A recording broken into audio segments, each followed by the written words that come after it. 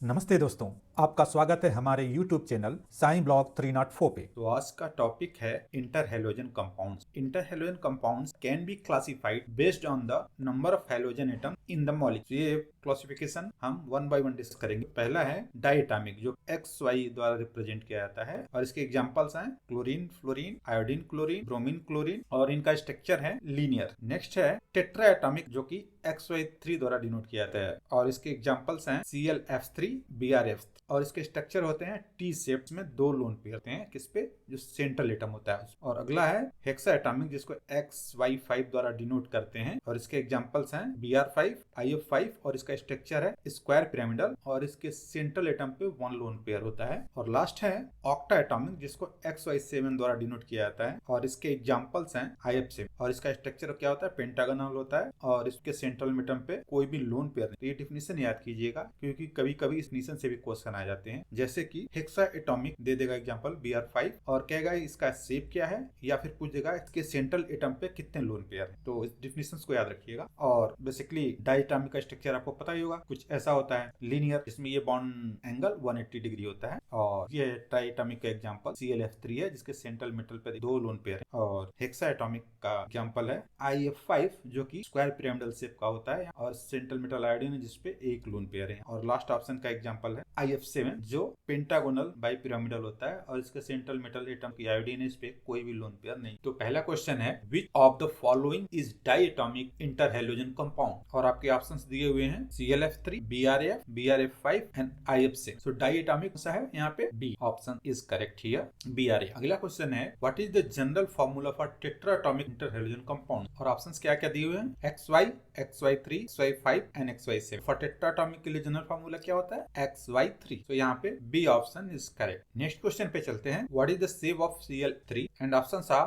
Linear, tetrahedral, T shape and square planar. अभी मैंने पहली स्लाइड में बताया है ClF3 कौन सा शेप होता है, टी शेप। तो यहाँ पे C option is correct. ClF3 के सेंट्रल एटम क्लोरीन पे दो लोन पेयर होते, जो VSEPR थ्योरी के अकॉर्डिंग टी शेप होता है। नेक्स्ट क्वेश्चन है how many lone pairs are present on Br in Br5 and options are 1, 2, 3 and none. So Br5 का स्ट्रक्चर स्क्वायर पिरामिडल होता है और Br पर एक लोन पेयर होता है। तो यहाँ पे ऑप्शन A इज करेक्ट। सो ये स्ट्रक्चर है Br5 का, जो स्क्वायर पिरामिडल होता है, ब्रोमीन पे एक लोन पेयर होता है। तो अगला क्वेश्चन है what is the oxidation state of I in IF7, और देखते हैं ऑप्शंस क्या क्या दिए हुए हैं +3, +5, +7 एंड +1। तो IF7 का स्ट्रक्चर कैसा होता है, पेंटागोनल बाई पिरामिड, और IF7 में आयोडीन का ऑक्सीडेशन स्टेट +7 होता है, क्योंकि फ्लोरीन हमेशा -1 होता है। तो अगर हम निकालें इसका ऑक्सीडेशन स्टेट, तो अगर I को हम X मान लें और 7 फ्लोरीन है, तो 7 टाइम्स फ्लोरीन का कितना होता है -1 इक्वल टू 0। सो X की वैल्यू यहाँ पे आएगी +7। तो यहाँ पे कौन सा ऑप्शन करेक्ट है, C option is correct. Next question is which interhalogen compound is commonly used as a fluorinating agent, और ऑप्शंस हैं ClF3, ICl3, BrCl and IF7। तो एक इंपॉर्टेंट क्वेश्चन है, फ्लोरिनेटिंग एजेंट वो होगा जिसके पास फ्लोरीन ज्यादा हो। तो यहाँ पे दो ऑप्शंस होते हैं A and D, but ClF3 जो है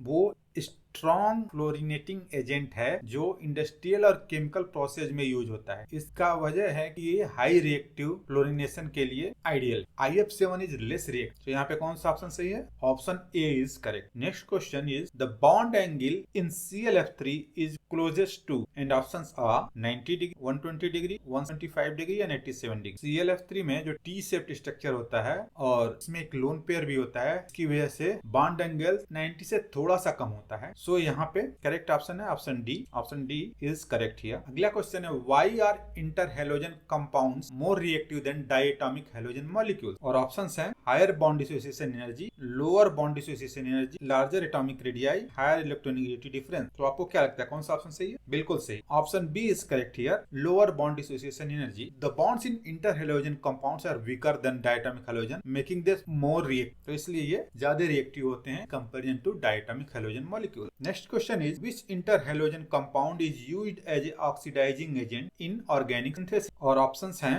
ICl, IBr, IF5 and ICl3. So iodine monochloride is used as an oxidizing agent and also in iodometric titration. So यहाँ पे option A is correct here. Next question है which of the following interhalogen compounds exist as a dimer, और options क्या क्या दिए हुए हैं BrF3, ClF3, ICl and ICl3। तो कौन सा डाइमर बनाता है। Iodine trichloride dimerises in the solid state due to intermolecular interaction. तो यहाँ पे करेक्ट ऑप्शन है D, ICl3।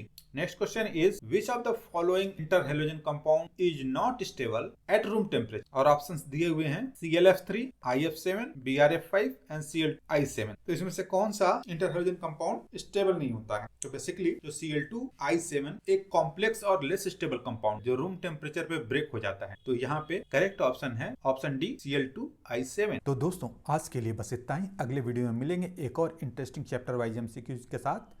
Thank you for watching. Take care, see you soon.